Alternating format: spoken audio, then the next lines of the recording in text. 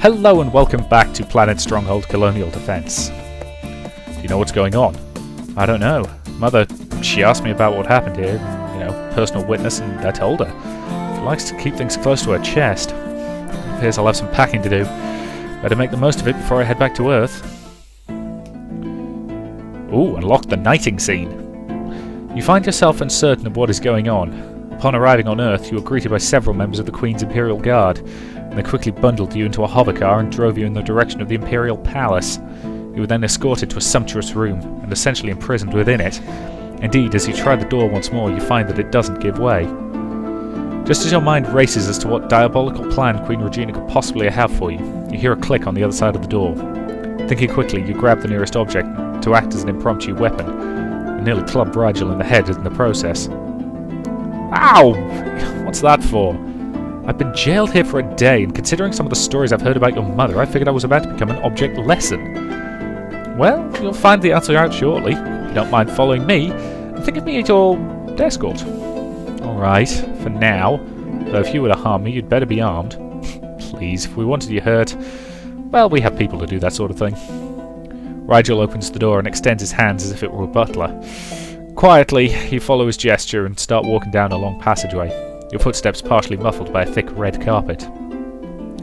The end of the hallway opens into a large, well-lit room, and towards the back is a rather large chair, which you recognise as the Solar Throne. Sitting regally upon it is your leader, Queen Regina, and gathered around on each side are a large number of attendants, officials, and other Imperial luminaries, as well as everyone who served with you on Stronghold, all in their best dress uniform. Within the crowd, you see your sibling there as well. Alex's face breaks out in a wide grin, and he gives a large thumbs up, which seems out of place given the room. Approach, my captain. You advance forward, uncertainty on your face. Kneel. From this day forward, with this sword, I dub you Dame Diana Nelson, Knight of the Solar Order. Let no one gainsay you in this honour. Now, please rise. As you stand once more, you see Queen Regina holding the sword on the flat of her palms. Wear this sword with honour and pride you displayed while on Stronghold, my knight. You lean forward, taking the sword in your hand. It feels like it was made specially for you. Regina crooks a finger and Rigel comes forward, bearing a scabbard in the palm of his hands. You can relax now, Captain. I believe your friends wish to congratulate you. Unlocked the Solidarity ending, CG. I hope my interruption is worth it. Almost literally buried under paperwork after my return from Earth. You aren't the only one.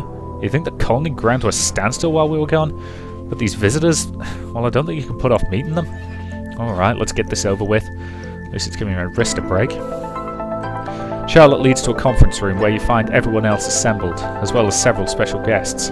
Queen Shilla of the Madrons, Alpha Solurix of the Apex Ran, King Igneous of the Matrix, and Hela Vile and Vanguard Nator of the Dradens. You're late. This is the first indication I've gotten that I was needed. Oh, don't let the big bad boulderful put you in a bad mood. Then what do we owe the pleasure of your arrival then? Looking to kidnap a few more people? Oh, please, my dear, I've already apologised for that. Besides, to borrow your vernacular, how are we going to bury the hatchet if we keep dredging up past mistakes? Lodging it in your skull would be one solution. And a typical human response at that. See, Vile, you can't talk to them. The only thing they know is violence. Funny, I could say the same thing about you Dradens. Galania, please. I would trust the healer with my life. I notice you didn't say anything about the Vanguard. Oh, very well, I'll quiet down.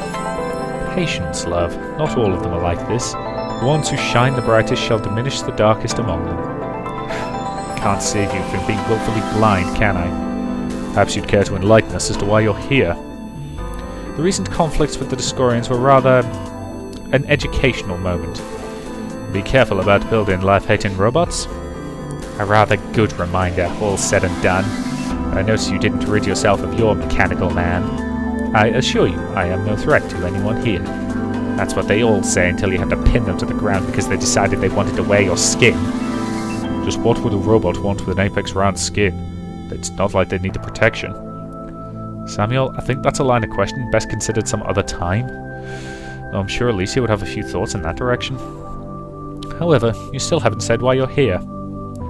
Oh, I apologise if this isn't clear. Most of us find this moment of peace rather refreshing, and wish for it to continue. Oh, I call bull on that. And you'd be wrong, Caden. Most of them, at least the ones I can read, are sincere in their emotions. But obviously not all of you are. Why are you here then? It was pointed out quite clearly to me that if I didn't agree to this, then all of you would rise up against my people. I am here for their sake and that alone. Peer pressure for peace. That could work, I guess. And that brings you here because... Isn't it obvious? The Captain's Axis saved us all from the Discorians. She's earned much honour among the Apex Ran, and so we are willing to give this peace thing a chance. Or else you're afraid she might hunt you down otherwise. How else are you to quiet screaming children? By treating them as adults to start with. As you can see, Captain, though many of us do desire peace, there are too many scars among us for it to last. Unless you have some kind of neutral ground, which means us? Correct, Firehair. You made peace with each of us and have proven yourself several times over. I don't know, Captain. Do you think this could work? Bugger it, let's try. Certainly. Otherwise I wouldn't have tried to broker peace with each of them. So, in honour of this historic moment, let's all pledge to support one another. Well, that's symbolic as hell. Nice nail polish. Ah dear. Just... Okay, I'll freely admit I like the symbolism there. And I'm assuming that's probably it. The Apex Ran look upon the years of alliance with humanity with deep regret, since during that period their appetite for conquest and slaves were blunted by the pressure of their allies. Their attention was consumed by putting down numerous slave revolts, and the Apex Ran eventually left the alliance when a less capable captain demanded they give up their slaves, and they refused. A later battle showed that the Apex Ran had lost none of their prowess. With the destruction of their final factory, the extirpation of the Destroyers was considered complete. However, a good number of people, already distrustful of technology in the first place, would accuse any malfunctioning piece of technology of harbouring Discorian code, especially when it resulted in injury or death.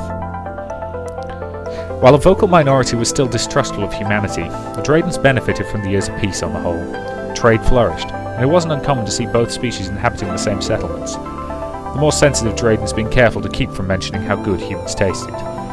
While these ties would eventually strain due to rampant greed and corruption on both sides, many individuals do remember this time fondly. The Madrins proved amusing, if vexing allies during the long interlude of peace. Led by their queen, the Madrins greatly benefited from the alliance, and there were even some Madrin-human marriages. However, the two species never grew much closer than this, as mainstream of humanity was disturbed by how readily the Madrins engaged in genetic engineering, and this divide would eventually prove too great, and the peoples went their separate ways. The Matrix benefited from the years of peace, since they were no longer at war with everyone in sight. This proved rather stressful for Igneous, since Matric Kings only arise in times of conflict, and he would die from having no one to fight. However, peace would prove fleeting for the Matric, for with the passage of time, the various species would fall back into old habits of fighting each other once again. The Discorian attack left the Paladrains extinct on a planetary scale, and if any managed to escape the massacre, they have not made their presence known. Adding insult to injury, Paladrain territory was quickly claimed by the other species, while their settlements were plundered by thieves and grave robbers. Captain Diana Nelson's actions on Stronghold brought them much acclaim and honour, as well as the attention of their superiors.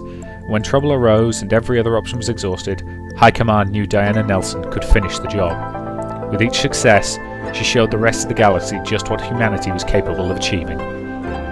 Diana Nelson's legend grew when she was able to unite so many disparate species under their banner and save the galaxy from the Discorian threat. This rebounded to humanity's betterment, as well, since whenever a problem arose, the aliens would ask Diana Nelson to act as their intermediary, and she would do her utmost to benefit all sides. People would look at Diana and Charlotte's relationship as the epitome of devotion. It isn't to say there wasn't upheavals. The teenage Alicia would try the patience of a saint. However, successfully leading troops through a war proved Diana was more than capable of parenting a teenager, one who would eventually call Diana Mother, a title she considered among her greatest accomplishments.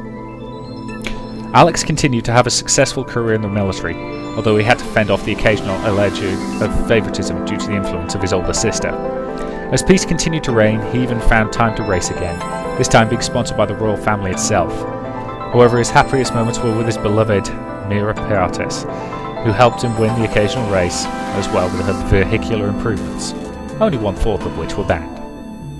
Alex also earned the loyalty of those around him, his friendly demeanour allowing his troops to know he was one of them. Charlotte had many dreams, most of which she brought to fruition. She wanted to raise her daughter to be a good, strong young woman, and was successful beyond her wildest dreams. Though she wished to carpet Stronghold in seas of green plants, this proved impossible. But Charlotte nevertheless adapted many Earth plants to thrive in the alien world, bringing a touch of home to the human colony. And finally, she stood firm for the principles of peace, even when this was untenable at best. After her separation from her first wife, Charlotte vowed to keep her heart closed. Of course, she didn't count on serving with Captain Diana Nelson, and through the trials and tribulations of Stronghold, the two fell deeply in love, and nothing could break this bond. Of course, Diana thanked her lucky stars she didn't suffer allergies, since to live with Charlotte was to be surrounded by plants of all kinds. The flowers Charlotte planted for Diana returned year after year, until neither one was able to care for it.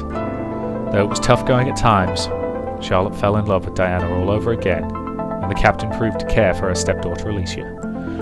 After her deployment on Stronghold, there were many people who wished to see Charlotte re-enter her political arena, but she declined. However, she participated strongly on the local level, encouraging people to engage with their government. And though the captain joked about overthrowing the Empire, Charlotte knows she wouldn't have been the only one to help bring this about. Charlotte would meet her ex-wife one more time, and though the details are sparse, it is known they parted on less than cordial terms. Having known the famous Captain Diana Nelson, Alicia was inspired to follow in their footsteps. That isn't to say everything went well. She was almost thrown out of the academy, since wherever Alicia went, Remy wasn't far behind, and eventually the two became legends in their own right. The conflicts on Stronghold revealed Cresselia as the strongest psionic of her generation, and her fears of being ostracised were cut short by the acclaim she earned for her feats on Stronghold. Of course, it helped that within a few short years, due to her abilities and Mira's research, it became obvious that psionics were within the reach of the common person, even if they had to go into extensive training to unlock their abilities.